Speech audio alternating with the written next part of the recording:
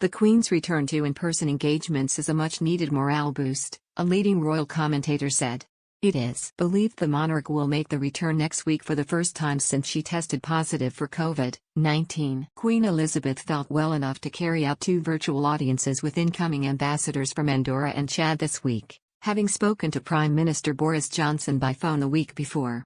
Elizabeth, 95, has been fully vaccinated against coronavirus and was said to have been suffering mild cold-like symptoms.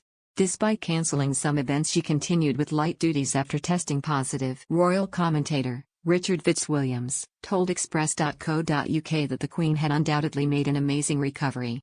He said, "I'm sure the public will be very relieved and delighted. It is a morale boost to see the Queen at a time like this with so much depressing news."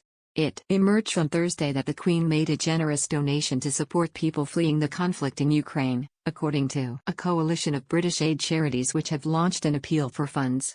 The Disasters Emergency Committee tweeted, "Many thanks to Her Majesty the Queen for continuing to support the Disasters Emergency Committee and for making a generous donation to the DEC Ukraine humanitarian appeal."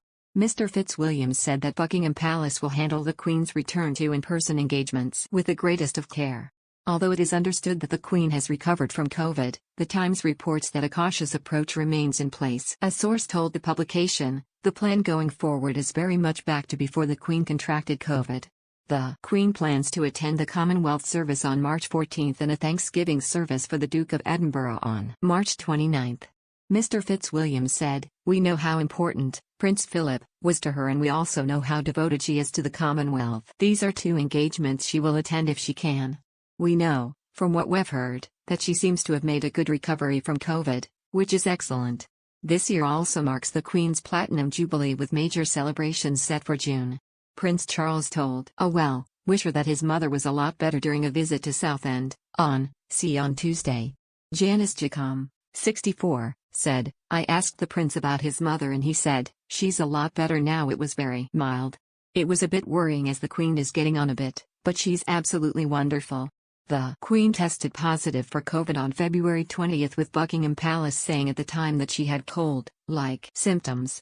It did not stop the monarch carrying out light duties, including her daily red box and sending congratulations to members of Team GB's women's curling team who won gold at the Winter Olympics in Beijing. News of the Queen's recovery saw an outpouring of praise on social media. A Twitter user enthused, "It is such great news to hear our Queen has recovered. She can even enjoy her Platinum Jubilee peacefully. She deserves all the protection she can get. I hope she stays safe." Another Twitter user chimed, "Great to see Her Majesty looking well. I'm glad she feels much better now." While a third beamed, "Our beautiful Queen."